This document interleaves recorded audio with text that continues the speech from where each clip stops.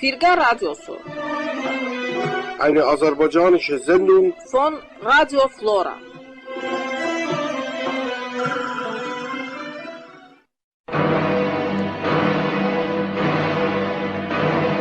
Danışır Azerbaycan Demokrat Firqəsi. Danışır Azərbaycan Demokrat Firqəsi. صدای فرقه دموکرات آذربایجان است. Ben deyirəm yurdumuza kəz baxanlar yok olsun, böhtan deyib adımıza şər yapanlar yok olsun, xalqimizin igidliyi düşsün dildən dillərə, əməlləri yadigar tək qalsın ildən illərə. Ben deyirəm Azərbaycan qəhrəmanlar yurdudur, şücaətli Səttarxanlar, Ağırxanlar yurdudur. Döyüş qazar şahlarını yola salmış bu diyar, onun her bir karşında ecdadımın hakkı var.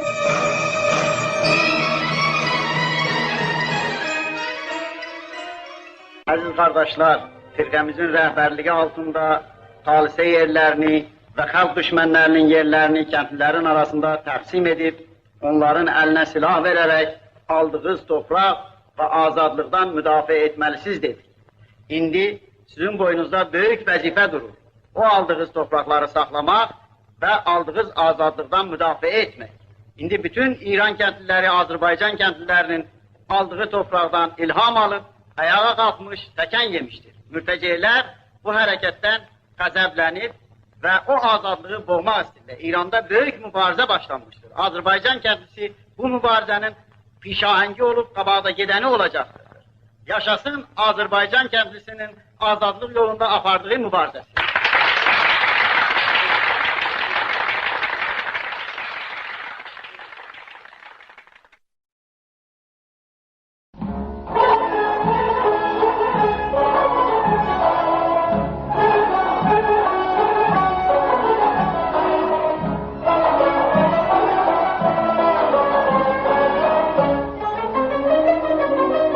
Kara gözüm aldı canım, aldı canım. Kalbimde bir arzu canım, arzu canım. Güzellere naz yaraşır, naz yaraşır. Salına var dumanım, var dumanım. Gül güzel, gül güzel, sen benim, ben senin. Gül güzel, gül güzel, sen benim, ben senin. Gezdim Azerbaycan'ı, taptım seni gibi caynana.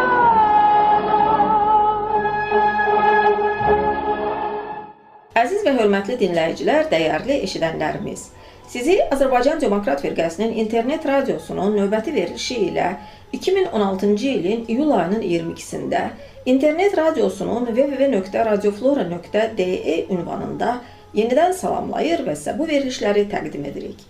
Həftənin sözü.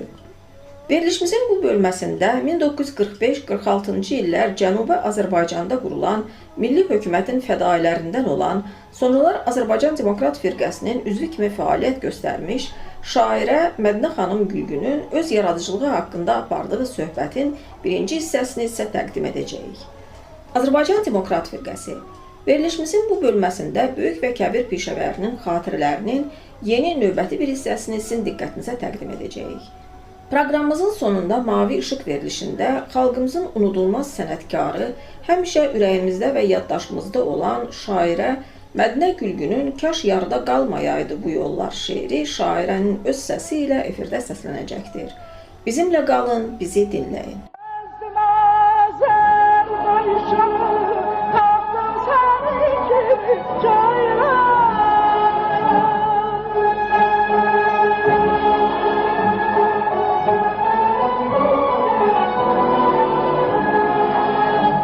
Gönlüme naz eyleme, oğlum gözleri kurbanla, kurbanla.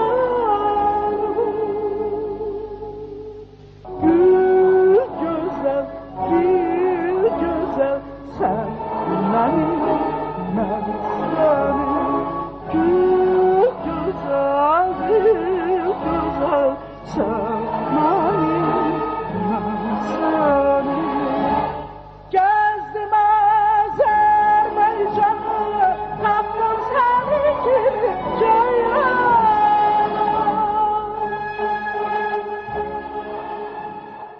هموطنان گرامی، شنوندگان عزیز و با وفای فیلگر رادیوسو، در تاریخ 22 جولای سال 2016 با 404مین برنامه فیلگر رادیوسو که از 3 قسمت تشکیل شده است در خدمت شما عزیزان می باشیم.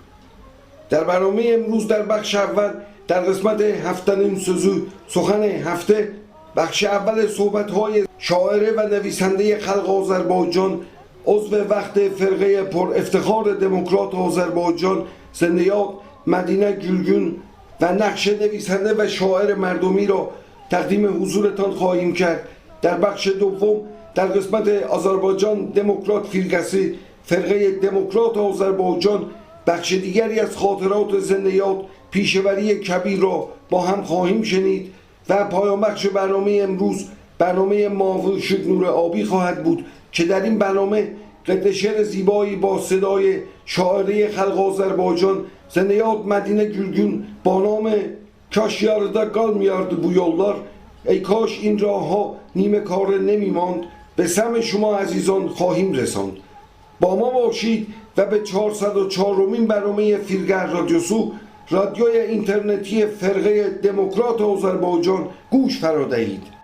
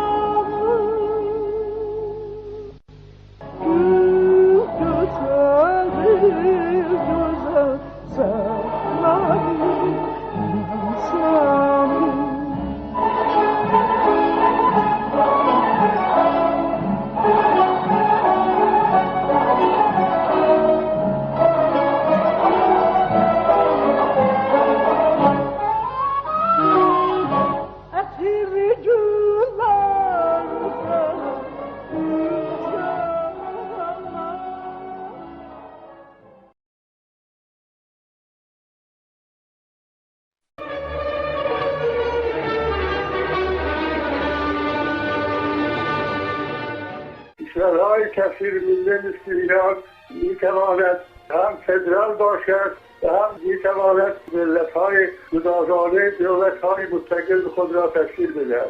ولی چون تاریخ همزیستی ملت‌ها در ایران تاریخ طولانی است و باستانی است، بنابراین ملت‌ها بهتر است که کنار هم زندگی کنند و در یک حکومت فدرال با هم همکاری کنند.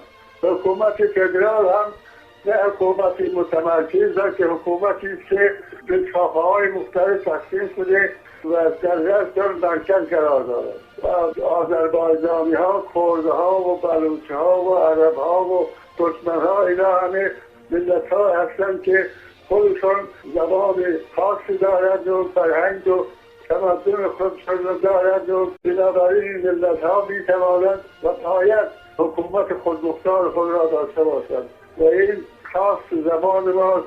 ولی ایران حکومتی در قدرت بوده تاکنون و هست که این حکومت حاضر نیست برای ملت‌های غیرفعال حق تعیین سرنوشت قائل شود و هر جنبش ملی را سرکوب می‌کند و به طور کلی و یک دیکتاتوری مرکز را در تمام سراسر ایران محاکم می‌نماید.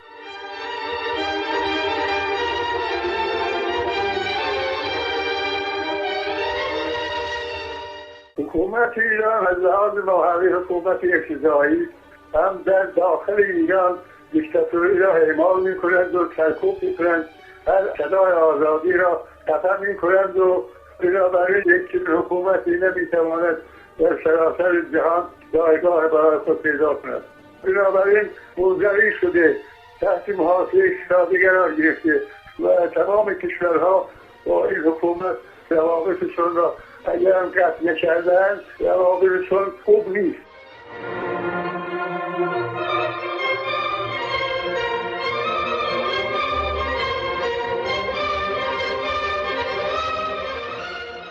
بدین ترتیب ملت‌ها برای رسیدن به حق خود با مشکلات عدید روبروی و بنابراین حالا باید منتظر شد در ایران یک وضع خاصی به وجود بیاید، یعنی مردم ایران مشترکاً برای دموکراتیزه کردن سراسر ایران مبارزه خود را یک طرف کنند و بعد از اینکه ایران یک کشور دموکراسی شد اون وقت میتواند هر ملت غیرفعال هم در داخل همان این کشور ایران حق تعیین سرنوشت خود را به دست بیاورد و در یک حکومت فدرال زندگی کند.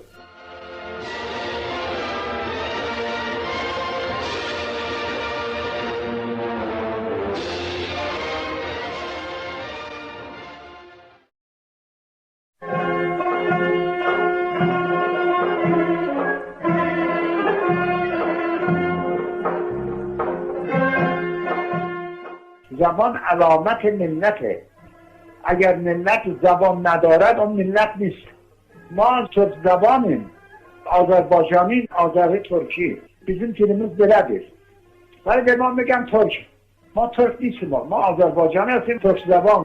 ترکمنها هم ترک زبانند، ازبک‌ها هم ترک زبانند، قازق‌ها، قرغیزها، تاتارها، تماما اینها ترک زبانند. ما هم ترکمن ولی ترکیه آذری، ترکیه عثمانی هست، ترکیه عثمانی، عثمانی ترکی.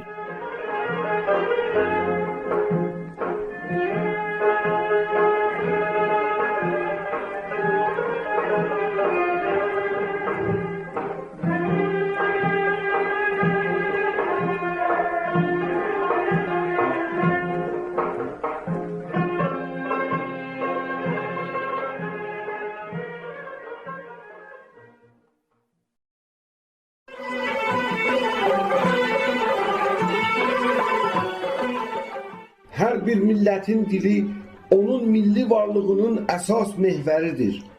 Eləcə də biz Azərbaycan türklərində ana dilimiz olan Azərbaycan türkçəsi milli varlığımızın əsasını təşkil edir.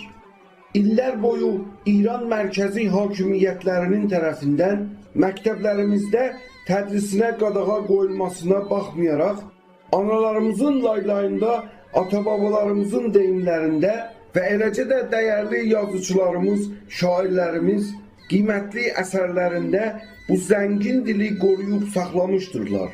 Amma təəssüflər ki, son zamanlarda bəzi milli fəallarımız düşünərkədən və ya düşünmədən ədəbi baxımdan zəngin dilimizin məzmununu qrammatik cəhətdən səviyyəsini aşağı salırlar.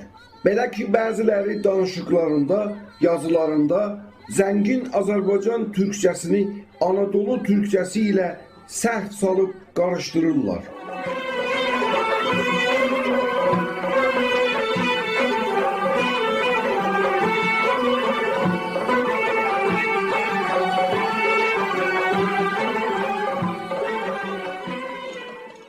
زبان هر ملتی محور اساسی هستی آن ملت است. برای ما ملت ترک آذربایجان نیز زبان مادریمان زبان ترکی آذربایجانی محور اساسی هستی ما را تشکیل می‌دهد. بدون در نظر گرفتن ممنوعیت زبان مادریمان در طول سالها در مدارس، مادران ما در لالایی‌های خود، پدران و پدربزرگان ما در گفته‌ها و نصیحت‌های خود، نویسندگان و هنرمندان و روشنفکران ما در آثار ادبی، هنری، فرهنگی خود زبان ما را حفظ کرده و از آن نگهداری کرده‌اند. اما متاسفانه در زمانهای اخیر تعدادی از فعالان ملی آذربایجان آگاهانه و یا ناآگاهانه، خواسته و یا ناخواسته از دید ادبی ارزش و قرب و منزلت زبان ترکی آذربایجانی را از لحاظ گراماتیک پایین آورده تا آنجا که تعدادی از این فعالان زبان غنی ترکی آذربایجانی را با زبان ترکی آنادولو اشتباه می‌اندازند.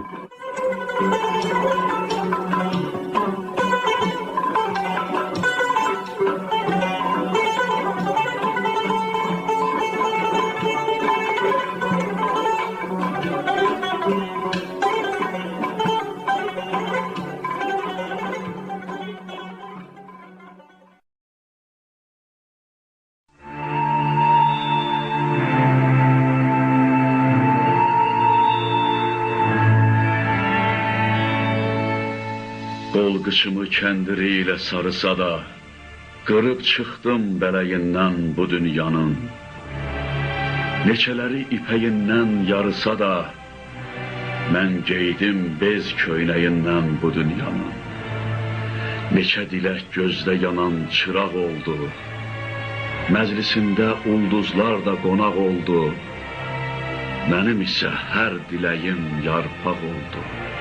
Qopub düşdü diləyindən bu dünyanın. Qarlı tufan, odlu güllə döydü məni. Külünk, yumruq, kürək, sillə döydü məni. Günahsız da olsam elə döydü məni. Yıxılmadım kötəyindən bu dünyanın. Neçələri dedi dünya qala qala, yerə göyə baxma könlün dola dola.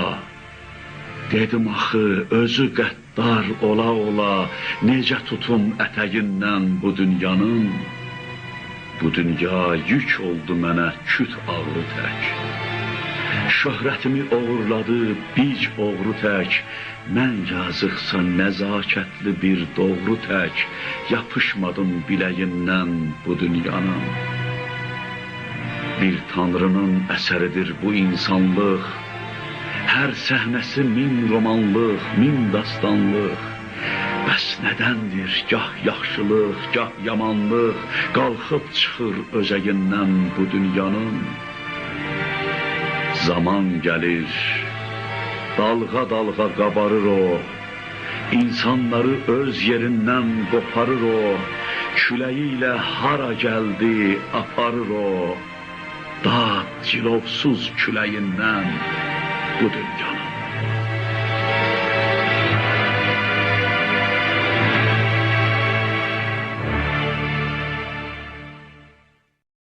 Danışır Azərbaycan Demokrat Firqəsi. این صدا صدای فرقه دموکرات آذربایجان است.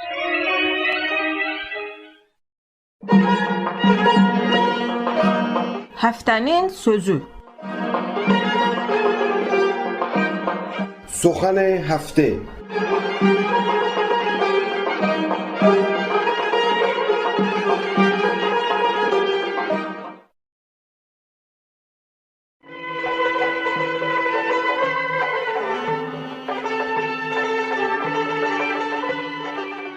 Yalçı nəşriyyatının çapdan buraxdığı ömrün payız dayanacağı şeir və poemalardan ibarət kitabım oxucularla mənim aramda təzə bir körpü saldı.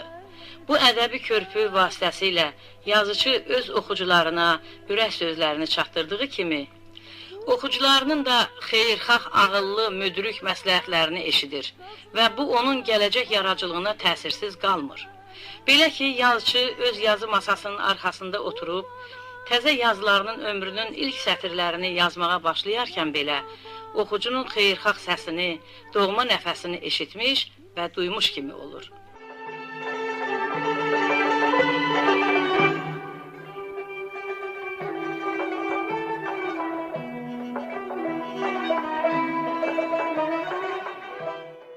Qeyd etməliyəm ki, çapdan çıxan kitabımdan əlavə, dövrü mətbuatda da Azərbaycan və Rus dillərində bir sıra şeirlərim çap olunmuşdur. Mən həmişə şeir və poemalarımda Cənubi Azərbaycanın oğul və qızlarının arzularını, nisgillərini, ümidlərini qələmə aldığım kimi, həm də bu əsərlərimdə xalqımın azadlıq uğrunda uzun illərdən bəri apardığı mübarizəsini tərənnüm etmişəm. Mənim öz taleyim şeirlərimin taleyi mənim taleyimlə üzü bağlılıq təşkil etdiyi üçün çox vaxt şeirlərimin misraları ürəyimin telləri kimi elə ehtizaza gəlir ki, bunu bəzi halda oxucu sualla və yaxud təəccüblə qarşılayır.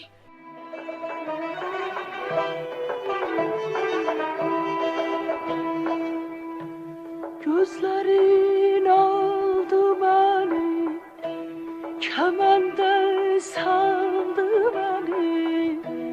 Gitme, gitme, gel güzel yer. Hələ 1945-ci ildə Təbrizdən mən milli azadlıq mübarizəsinin kiçik bir fədaisi olmuşam.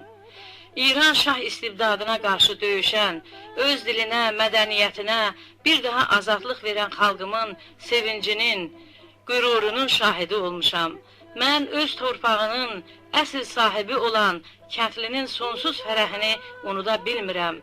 Mən Təbrizdəki milli teatrımızdan, mədəniyyət ocaqlarından, vətənin bütün güşələrinə yayılan işıqları indi də qürurla xatırlayıram. Vətən balalarının ana dilində açılan məktəblərə necə həvəslə getdiklərini gözlərim önünə gətirdikcə, ürəyimdə ömrü bircə il olan azadlıq fərəhimlə birgə düşmənlərə qarşı sonsuz qəzəbim də baş qaldırır. Bu qəzəbin arxasında daha nələrin olduğunu hörmətli oxucular yaxşı bilərlər. Gitme, gitme, gel. Amandır koymayın, yar gözden saldı beni. Gitme, gitme, gel, güzel yer. Gitme, gitme. Bildiyiniz kimi, Cənubi Azərbaycanda 1946-cı ildə Milli hökumətin müvəqqəti süqutundan sonra ana dilində heç bir mətbuat və kitabların çapına icazə verilmədiyi üçün milli mədəniyyət və ədəbiyyat öz təbii inkişaf yolunu davam etdirə bilməmişdir. 1979-cu ilin fevralında bütün İranda şah istibdadı devrildikdən sonra Cənubi Azərbaycanda ana dilli mətbuatın və ədəbiyyatın nəşrinə müəyyən qədər imkan yarandı. İllərlə sözləri ürəklərində qalan vətənin söz sənətinin fədailəri yazıb yaratmağa başladılar. İnqilabın ilk illərində Təbrizdə və Tehranda Azərbaycanlı ziyalılar tərəfindən ana dilində bir sıra qəzet və toplular çap olunmağa başladı. Oxucular Səhəndin, Gəncəli Sabahinin, Sahirin, Şəhriyarın, Dirəfşinin, Sönməzin, Hasarlının, Mərziyə Üsküyinin və onlarca şair və yazıçıların doğma, ümidli, mübariz səslərini eşitdilər. Onların illərlə eşitmədiyi bu doğma səslərini, əsərlərini səbirsizliklə gözlədilər. Oxucular bu əsərləri Varlıq, Dədə Qorqud, İnqilab yolunda, Ülkər, Günəş və bir sıra şeir, hekayə məcmuələrində oxudular və ürəkdən sevindilər. Amandır qoymayın, yar gözdən saldı məni. Gitmə, gitmə, gəl, gözəl yer, gitmə, gitmə, gəl. Qurbana xan gözünə. Ana dilində çıxan bu mətbuatda şübhəsiz ki, hələ milli hökumət zamanında yaranmış demokratik ədəbiyyatın nümunələri də öz əksini tapmışdır. İnqilabın ilk günlərindən başlayaraq Azəroğlu, Əli Tudə, Aşıq Hüseyn Cavan, Hökümə Bilori, Söhrəb Tahir və o cümlədən mənim də şeirlərimiz Cənubda çap olunurdu. Bundan başqa biz Cənubdakı qələm dostlarımızdan və ədəbiyyat həvəskarlarından çoxlu məktublar da alırdıq. Onlar bizim yaradıcılığımızla maraqlanır, Cənubda çap olan əsərlərimizin və əllərinə çatan kitablarımızın oxuculara necə təsirindən ətraflı yazırdılar. Bütün xalqların ədəbiyyatında olduğu kimi, Cənubi Azərbaycanda yaranan ədəbiyyat da özünün yazılı və şifahi ədəbi abidələrindən bəhrələnmişdir. Bu ədəbiyyatın əsas keyfiyyəti ondadır ki, burada dərin vətənpərvərlik, humanizm, xalqın mübarizə əzmi əks olunurdu. Ədəbiyyat həmişə həyatla, müasir insanla və onun taleyi ilə bağlı olmuşdur. Bizim müasir həyatımız müxtəlif xarakterli hadisələrlə doludur. Müasirlərimizə gəldikdə isə onların dünya görüşü, həyat anlayışları, əməyi, mənəvi aləmi ədəbiyyatımızı daha çox maraqlandıran mövzular və problemlərdir. Elə buna görə də yaranan bədii əsərlər diqqətini ilk növbədə dediklərimizə yönəltməlidir. Təbii ki, poeziyada başqa ədəbi janrlar kimi bu həyati məsələləri özünün gündəlik mövzusu olaraq tərənnüm etməlidir. Qurbana xan gözünə, nazlı baxan gözünə, Qurbana xan gözünə. Hər bir yazıcı, ziyalı kimi məni də düşündürən və yaradıcılığıma qolqanat verən yaşadığımız cəmiyyət və zəmanəmizdir. Mənim də başqa qələm dostlarım kimi şeirlərimin mövzusu müxtəlifdir. Vətənin təbiətinin gözəlliyi, insan mənəviyyatının ülvülüyünün tərənnümü ilə yanaşı dünyamızda baş verən, bəşəriyyəti düşündürən hadisələr həmişə mənim də şeirimdə öz əksini tapan mövzular olmuşdur. Yaradıcılığımın baş mövzusuna gəldikdə, bir şair, bir vətəndaş kimi məni Cənubi Azərbaycanın azadlıq mübarizəsi, oradakı xalqın taleyi daha çox düşündürmüşdür. Mən doğma xalqımın azadlıq mübarizəsini dünyada sülhün, əminamanlığın böyük dayağı olan Sovet ölkəsinin humanist ideyaları ilə bağlı görmüşəm və tərənnüm etmişəm. Taleyi bir, miskilləri bir, arzuları və mübarizə hədəfləri eyni olan, bir tavan altında ömür sürən iki yaradıcı şəxsin ədəbi münasibətləri göründüyü kimi çoxlarını maraqlandırır. Bu marağa cavab olaraq deməliyəm ki, bizim mövzularımız təqribən bir olsa da, yaradıcılıq üslublarımız bir-birindən fərqlənir. Lakin biz bir-birimizə təzə yaranan əsərlərimizi oxuyur, fikir mübadiləsi edir və lazım gəlsə, haman əsərlər haqqında məsləhətlərimizi veririk. Nazlı baxan gözünə yar, yenə sürmə çəmsən, evləri yıxan göz. Şair üçün konkret yaradıcılıq planlarından danışmaq bir qədər çətindir. Lakin deməliyəm ki, müəyyən iri həcmli əsərlər yazanda, şair də başqa janrlarda olduğu kimi, yazacağı əsərin planını əvvəlcədən müəyyənləşdirir. Lirik şeirdə isə belə olmur. Çünki şair onu əhatə edən həyatla həmişə əlaqədə olduğu üçün, cəmiyyətdə və həyatda baş verən hadisələr, təbiətin gözəllikləri, insan əməyi, insan zəkası ona ilham verir, təsirləndirir. Şair bunları şeirlərində tərənnüm edir. Elə buna görə də hissilərin məhsulu olan belə lirik parçaları, şeirləri əvvəlcədən planlaşdırmaq mümkün deyil.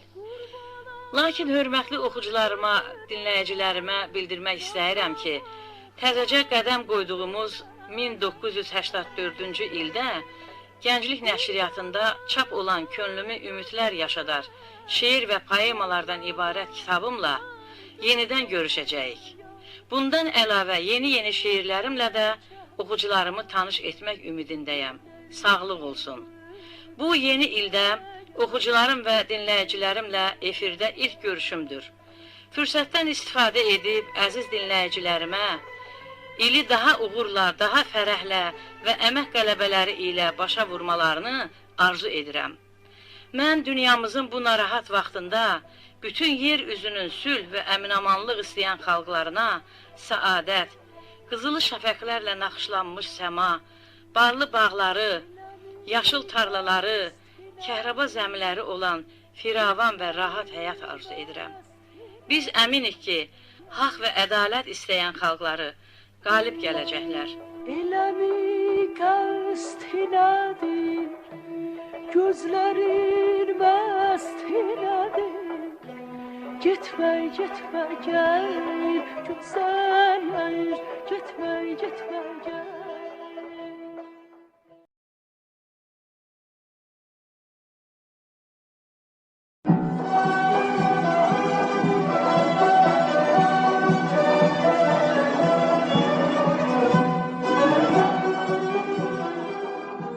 Biz varıq, varsa vətən, var isə doğma dilimiz.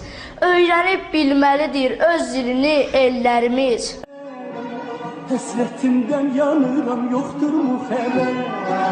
Çəkibdir qəsdimə cəllad kimi gözlərim. Kaman bir tərəfdəndir, səyay bir tərəf.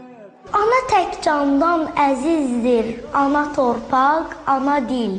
Hörmətin saxla yaşarkən, analar qədrini bil. Həsrətimdəyəm, səni sevimli dildən, səndən ayrı salır. Vətənin kimliyidir, varlığının daş təməli. Kimliyin bayrağıdır, hər balanın doğma dili. Sən eşqinidir, sən eşqinidir, bu yaşlı güzarı gör necədir mən.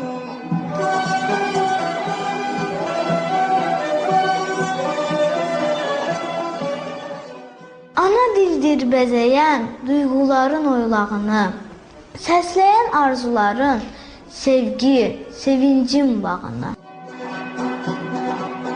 Keşeydin xoş günümə gələn gülzarına, əl yara minnət etməzdi mahzarına.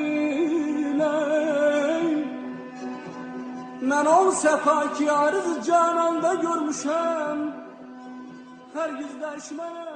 Bülbül öz doğma dili ilə gülə söylər sözünü, hər göz rayəsi ilə tanıdar öz özünü. Mən yenə zəncirə bağlanan, sarmış kəməndə eşq məni hicri yarim.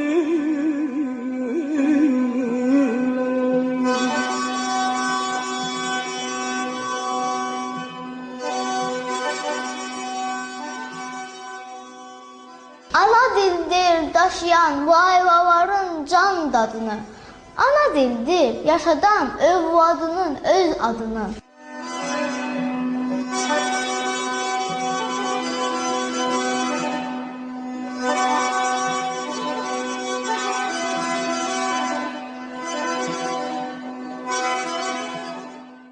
Ana dildir elinin tarixi, aydın tanığı, yurdunun ölkəsinin aynası sönməz çırağı.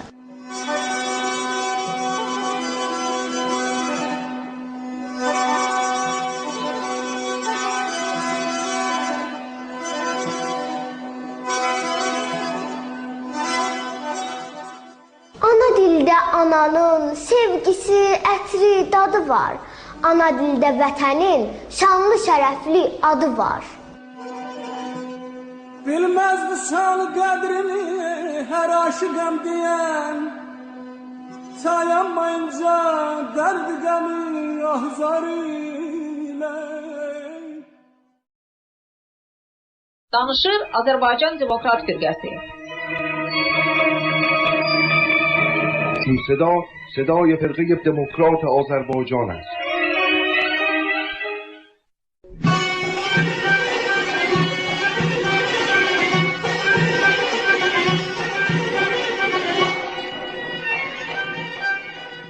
خب شنوندگان عزیز، در این قسمت از برنامه توجه شما را به بخش دیگری از خاطرات پیشوری کبیر جلب می‌کنیم.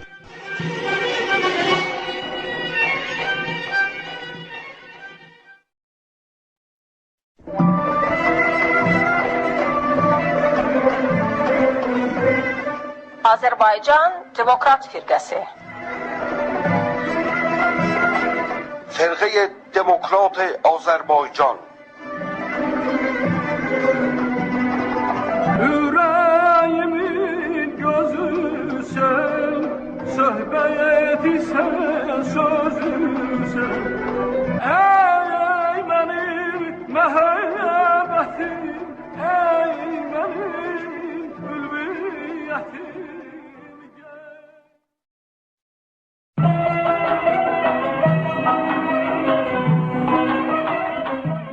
حزب توده و کانون دموکراسی.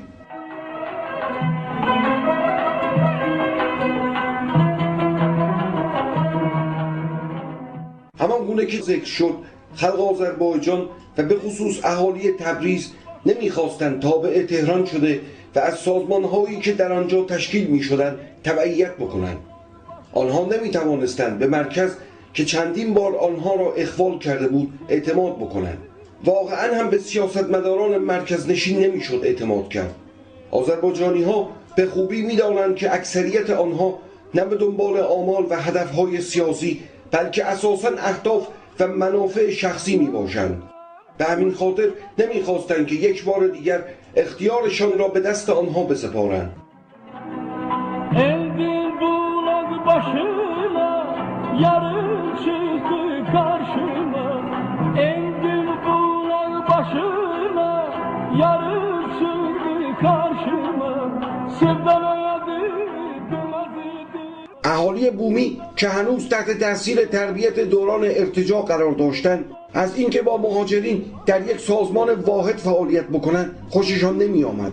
دلیل گرد آمدن روشنفکران میانه حال در اطراف کانون دموکراسی نیز همین بود. البته رهبران حزب کانون دموکراسی جرأت اذعان به این امر را نداشتند، چرا که در خود تشکیلات کانون دموکراسی نیز از این نوع مهاجران وجود داشتند. مثلا خلیل آذرآبادگان، حسین ریزوان، شامل و غیره جزو مهاجرین فعال محسوب می شدند. البته در جمع کسانی که وارد این تشکیلات شده و با حزب توده مخالفت می کردند، عناصر غیر آزادی خواهی که با تحریک اعضای کانون دموکراسی و تشدید اختلافات با حزب توده سعی در ایجاد شکاف در جبهه آزادی خواهان داشتند نیز وجود داشت. هدف افرادی چون خطیب شهیدی، حاجی خان طلایی و غیره فقط همین بود. کانون دموکراسی را با تمامی جهات مثبت و منفیش باید نهادی متمایل به نهضت ملی آذربایجان به حساب آورد.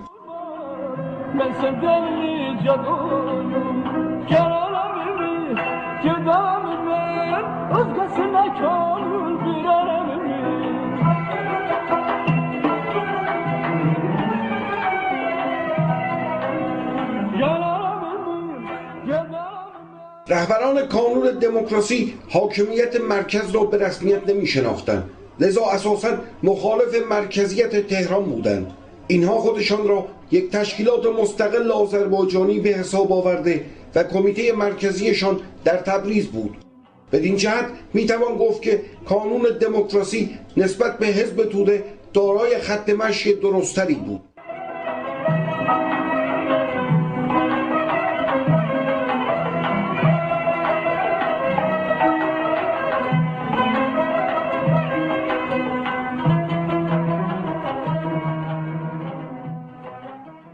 میدانیم که در مرامنامه حزب توده در تئوری و عمل طبقه دهقان را به کلی در حاشیه قرار داده و هیچ وعده‌ای به آنها نمیداد، در حالی که کانون دموکراسی در برنامه‌اش طرفدار تقسیم بلاعوض زمین ما بین دهقانان بود.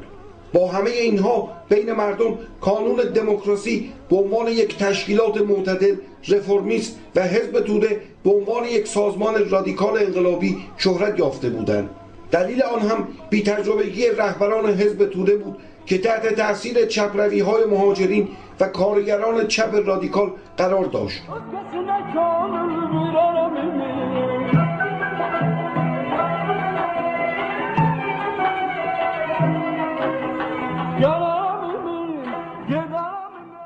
به طور کلی مطبوعات حزب توده در فعالیت روزمره و تاکتیکیشان با طرح شعارهای بی‌پشتوانه درست عمل نمی‌کردند. این هم منجر به سردرگمی کمیته‌های محلی حزب شده و باعث می‌شد که آنها خط مشی را دنبال بکنند که با شرایط محلی همخوانی نداشت. ما به خوبی آگاه بودیم که برنامه حزب توده برای یک حزب ملی فراطبقاتی تنظیم شده است، چرا که در این برنامه حتی تقسیم بلاعوض زمین بین دهقانان نیز پیش بینی نشده بود. با این همه خلیل ملکی به عنوان یکی از مقاله نویسان فعال حزب در این اواخر سعی می‌کرد ثابت کند که این حزب طبقه کارگر و حتی حزب کمونیست است.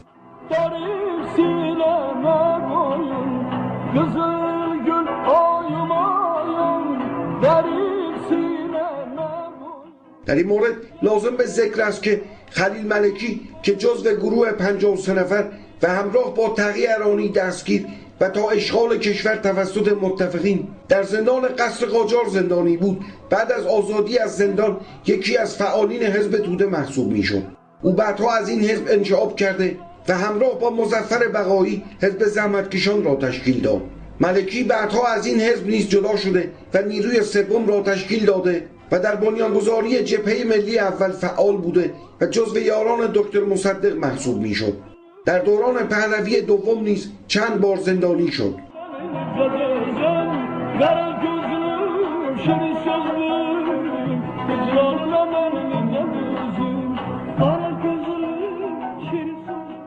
این تنها نظر ملکی نبود. واقعا به خاطر اینکه در بین اعضای رهبری حزب نظر واحدی وجود نداشت، هر کدام از آنها که قلم به دست می گرفت در نوشتهشان مردم را به سویی کشانده و اکثرشان حزب را یک حزب طبقاتی معرفی می کردند. به خاطر همین بی‌پرنسیبی و فقدان نظریه و هدف بیشتر وقتها رهبران حزب تحت تاثیر توده مردم قرار گرفته و عوض تعیین خط مشی و رهبری از آنها دنبال روی کرده و با تظاهر به شعارهای عامه پسند چپ حزب را از مسیر درست خارج می کردند. فقدان پرنسیپ باعث به وجود آمدن موانع جدی در مقابل تشکیلات حزبی آذربایجان شده و به نفوذ حزب لطمات جدی میزد و نمیتوان انکار کرد که متاسفانه این خود باعث لطمه خوردن جریان آزادی خواهی در آذربایجان میشد.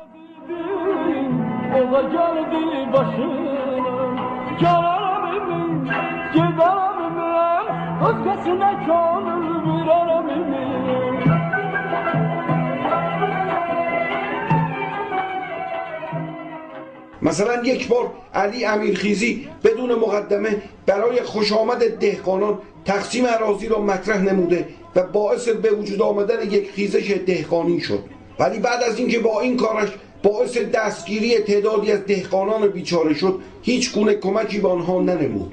کانون دموکراسی به خاطر اینکه در این گونه موارد معقولانه تر عمل میکرد، توانسته بود در بین اهالی میانه حال اعتبار بیشتری کسب کند. علیرغم همه اینها به خاطر اختلافات درون تشکیلاتی و شکست آن در انتخابات دوره 14 مجلس، نفوذ و اعتبار رهبران کانون دموکراسی در بین مردم از بین رفته و نهایتاً در اوایل سال 1944 تمامی تشکیلاتش مجبور به پیوستن به حزب توده شد.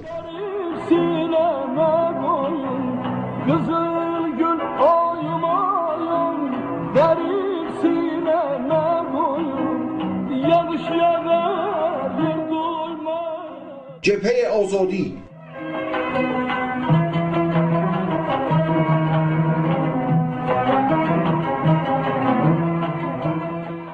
آزادیخواهان آذربایجان که از کشمکش‌های شدید و بی‌نتیجه سالهای 1941 تا 1945 به جان آمده بودند، کم کم ضرورت ایجاد یک سازمان واحد را احساس می‌کردند.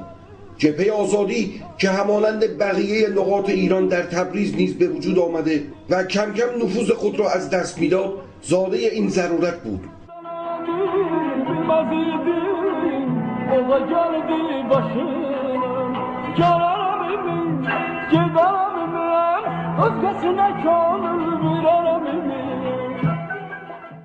همان گونه که می‌دانیم جبهه آزادی ابتدا در سال 1943 به صورت یک جمع مطبوعاتی به وجود آمده و سپس با پیوستن گروه‌های مختلف سیاسی به صورت یک سازمان اجتماعی در آمده و به تریبون تمامی آزادیخواهان تبدیل شد. بدبختانه باید دلیل عدم موفقیتش را نیز در آن دید، چرا که آب مدیران مطبوعات به عنوان مؤسسین جبهه در یک جوی نمی رفت. ملکی مدیر روزنامه ستاره، صدری مدیر روزنامه ایران، محیط طباطبایی مدیر مجله محیط، بازرگان مدیر روزنامه خورشید ایران و امثالهم سعی داشتند که جبهه را در آغوش سید ضیا و دار و دسته او که در عرصه سیاست فعال بودند بیندازند.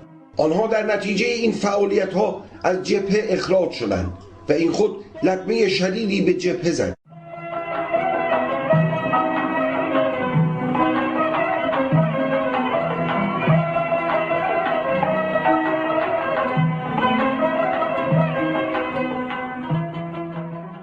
لازم به ذکر است که سید ضیا یکی از عوامل مهم انگلیس در ایران به عنوان مغز متفکر کودتای سال 1299 شمسی رضاخان میرپنج رضاشاه بعدی را به ژنرال آیرونساید و سرهنگ سماید انگلیسی معرفی کرد. وی در اجرای سیاست‌های انگلیس از زمان احمد شاه قاجار تا محمد رضا شاه پهلوی به مدت کوتاهی چند دوره نخست وزیر کشور کثیرالملت ایران بوده است.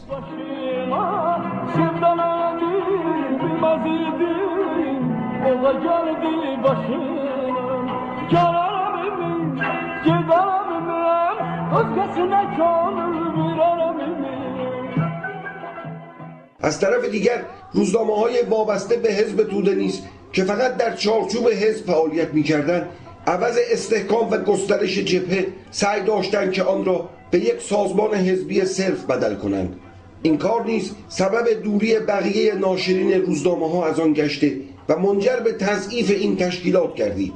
همینجا باید یادآور شد که قوام السلطنه که برای رسیدن به قدرت از هیچ کاری عبا نداشت، به وسیله عوامل خود در درون حزب توده جبهه آزادی را تحت نفوذ خود درآورده بود. احمد قوام عضو فراماسیونری انگلیس مشهور به قوام السلطنه که در سال 1241 شمسی متولد و در سال 1334 شمسی درگذشت، در دوره‌های مختلف 5 بار پست نخست وزیری را در کشور کثیرالملت ایران عهده‌دار بوده است. او یکی از چهره‌های جنجالی تاریخ معاصر ایران محسوب می‌شود.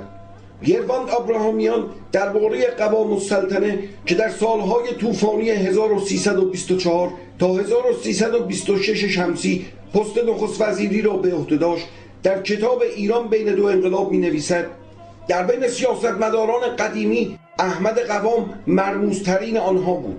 او می‌کوشید که خودش را فرد قاطعی نشان دهد که کاملا بر اوضاع مسلط است، در حالی که همواره هم از جانب راست شاه، ارتش و رؤسای ایلات و عشایر و هم از جناح چپ فرقه دموکرات آذربایجان، فرقه دموکرات کردستان، حزب توده به مبارزه طلبیده میشد.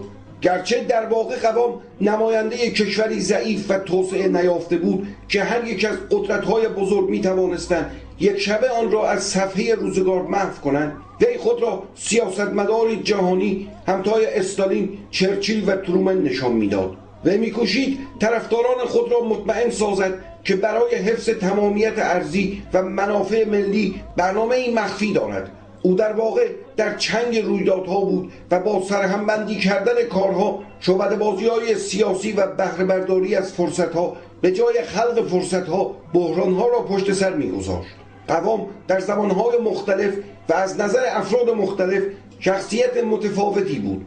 ائتلاف‌های متغیر وی این نکته را به روشنی نشان می‌دهد. محمد رضا پهلوی در بین سالهای 1320 تا 21 قوام را دشمن کینه‌توز حکومت پهلوی قلمداد می‌کرد. قوام به عنوان یک سیاستمدار کهنه‌کار می‌خواست سلطنت را تضعیف و اداره کشور را به غیر نظامیان واگذار کند. او به عنوان یک زمیندار ثروتمند طبیعتاً حفظ وضع موجود را به انقلاب اجتماعی ترجیح می‌داد. به عنوان یکی از دانش آموختگان مکتب سنتی سیاست خارجی که بر نظریه موازنه مثبت تاکید داشت، بر آن بود تا روس و انگلیس را رو در روی هم قرار داده و در صورت امکان برای destیابی به این موازنه ایالات متحده آمریکا را نیز وارد صحنه کند.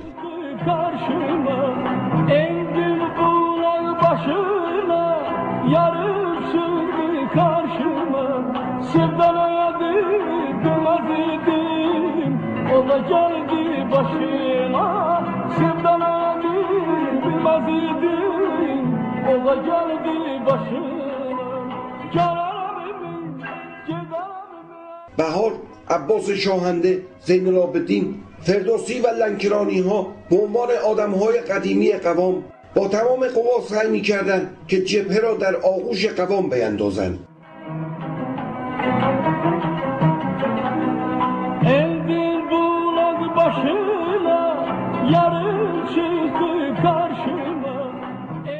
برادران لنکرانی بعد از سقوط سلطنت رضاخان جزو چهره‌های جنجالی سیاست ایران محسوب می‌شوند.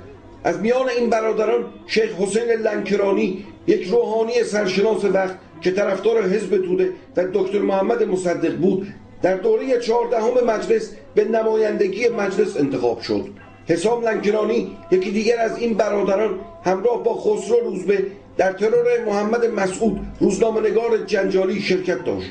خود او بعدها به علت اعتیاد شدید به مواد مخدر و ترس از لو دادن اطلاعات زیادی که در رابطه با فعالیت مخفی حزب داشت، توسط گروه مرتبط با روزبه کشته شد. احمد لنکرانی یکی دیگر از این برادران بود. آخرین بازمانده این برادران مصطفی لنکرانی بود که در ماه مه سال 2007 در وین درگذشت.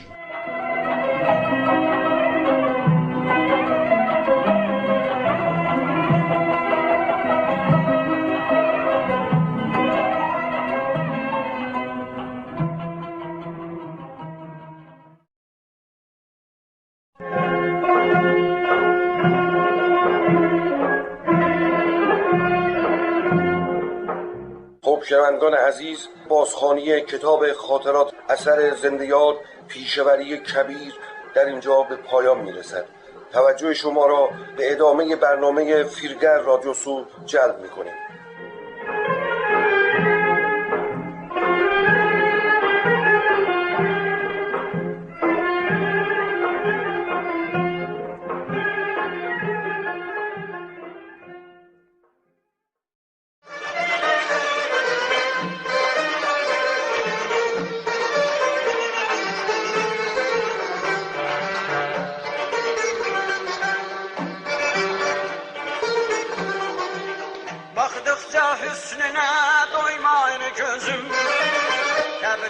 Təbrizim, gözəl Təbrizim, qoymaram yadları girsin qoynuna, izni ver qolumu salım boynuna, arzum var üzündən öpəm Təbrizim, başına gül çiçək səpəm Təbrizim, arzum var üzündən öpəm Təbrizim, başına gül çiçək səpəm Təbrizim.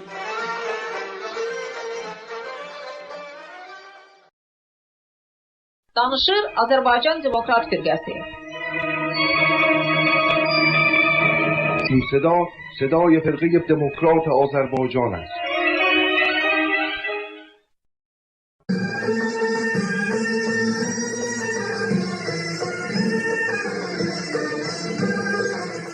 Mavi ışık.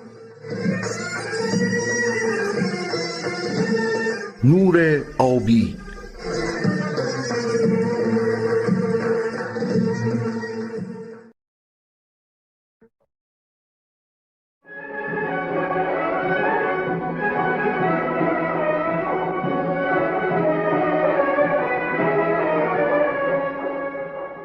Mən istərəm o dağlardan keçməyə, kaş yarda qalmayaydı bu yollar. Əyilib buz bulaqlardan içməyə, kaş yarıda qalmayaydı bu yollar. Savalanın zirvəsi qar olar hey, zaman zaman orada duman qalar hey. Mən getməsəm bənövşələr ağlar hey, kaş yarıda qalmayaydı bu yollar. Biçənəklər əllərimin həsrəti, aylarımın, illərimin həsrəti. Bağım, bağçam, yollarımın həsrəti, kaş yarıda qalmayaydı bu yollar.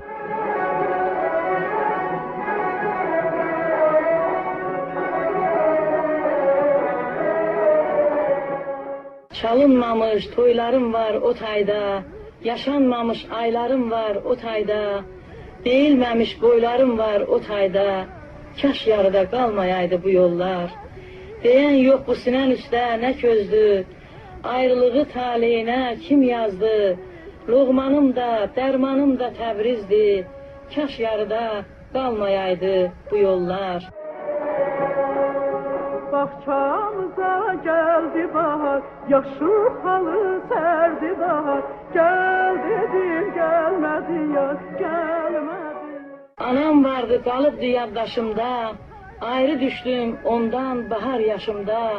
Bahar ömrün sevdaları başımda, kaş yarıda qalmayaydı bu yollar.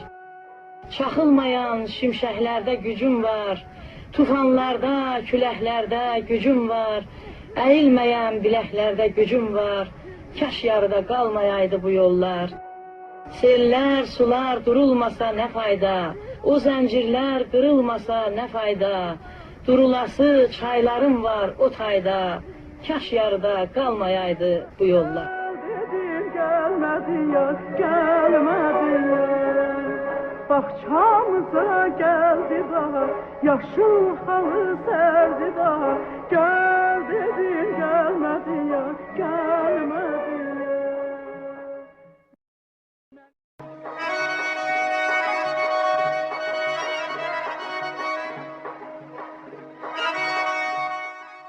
Əziz dinləyicilər, bununla da Azərbaycan Demokrat Firqəsinin internet radiosunun bugünkü verilişi sona yetir. Sizə xoş günlər və xoş əhval-ruhiyyə arzusu ilə sizdən ayrılırıq. Sağlıqla qalın. Gələn həftə bu vaxt efirdə yenidən görüşənədək. Gözəller işlə sənin şöhrətin düşübdü dilə.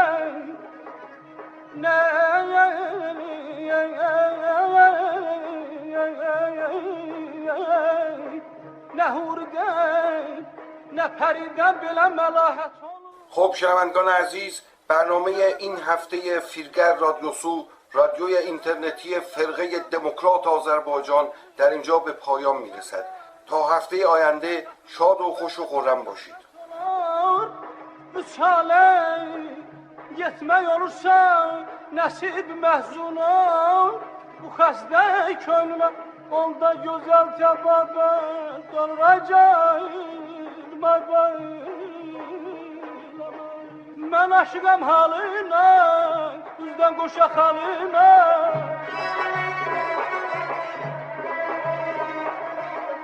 Mən aşıqam halına, üzdən qoşa xalına.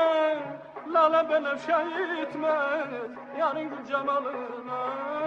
Lala benefşe etmez yarın gül cemalına. Ellerin yan kara kız, eyle derdime çara kız.